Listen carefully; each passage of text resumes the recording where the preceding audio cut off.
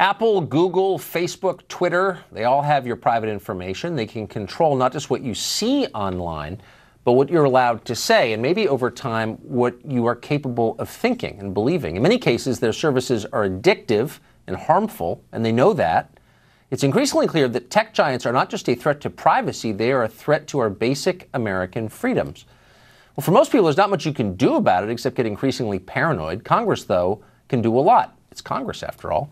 Republican Senator Mike Lee of Utah is the chairman of the Senate Subcommittee on Antitrust, Competition Policy, and Consumer Rights. So if anybody could take action against the tech oligarchs, it is him. Senator Lee joins us tonight. Senator, thanks for coming on. Thank you very much.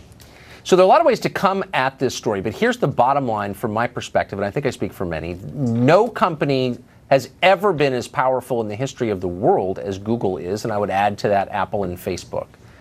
And it's now become really clear that they're misusing that power. So bottom line, they're too powerful and they're hurting people. Why wouldn't Congress step in to pare back that power? What we have to look at from the standpoint of antitrust law often centers on the concentration of market power, not just from the standpoint of what is too much, but from the standpoint of what is inflicting consumer harm. And something you mentioned last night that I feel the need to respond to about Google suddenly being more of a threat to people's privacy than the government. I disagree with that. That is not to say that at some point a company like Google couldn't become too powerful and inflict consumer harm. But it in no way is as much of a threat as the government to your privacy. Google doesn't have guns. It can't shoot you. It can't tax you. It can't regulate you the way that the government can. And so that's why my much bigger focus is on the threat posed by the federal government to your privacy. By the way, Google has your email. It's one of your concerns with them. They've got your email. The government can get your email, whether it's carried by Google or AOL or anybody else, without a warrant. And that's incredibly disturbing. Of course, I am fearful of that, and I'm grateful for your work as a libertarian-infused conservative pushing back against that, which you have done. And all my life as a conservative, I've always assumed as a matter of faith that the government is the main threat. But I've come to believe that the threat from these companies is more profound and certainly much more insidious. And there's no recourse. I can't vote out the head of Google if I want. It's a private company. But that's true. Here's the but you can use a different terrifying search engine. You do have other options as a consumer. Well, actually, you can't, as a citizen, you can't just leave you could leave the country. Most people consider that a very dire, drastic remedy.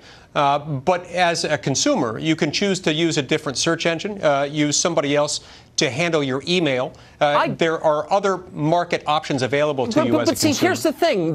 Look, we have with the government, and I'm not defending the government and its frequent overreach, which terrifies me. Of course, I spend most shows talking about it.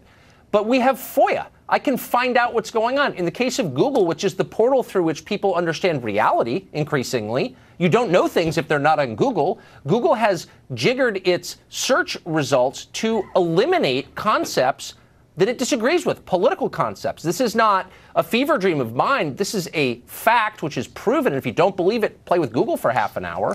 They have changed the search results to disappear ideas they don't like. So why is that not terrifying to the prospect of running a democracy that requires an informed citizenry? I don't understand why that's not really scary. Okay, that's a fair question. Let's make one thing very clear, though. No one is compelling you to use Google. I understand you do have the other libertarian options. argument. And now, it is disturbing. I don't like it when they do that. I've raised this with Google executives time and time again, and I've made inquiries as the chairman of the Antitrust Subcommittee in the Senate with regard to Google.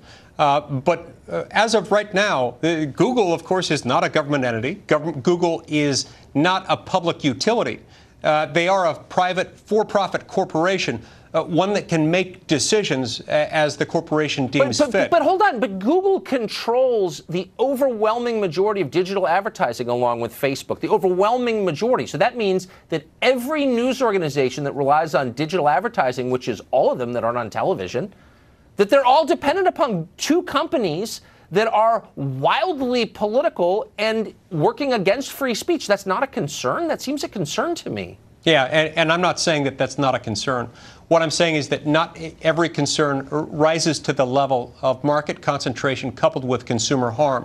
And I'm also saying that in this circumstance, we have options that consumers have access to. They can use other search engines. They can avoid Google if they want to, and that does make a difference here. All right. Senator, thank you for joining us. I used to be a libertarian until Google. Thank you for coming on. Thank you. 95-year-old comic book legend Stan Lee, the man who created Spider-Man, is the latest victim of Hollywood's sexual harassment backlash. Has Me Too become a war on people who don't deserve to be hurt by it, including Stan Lee? That discussion is next.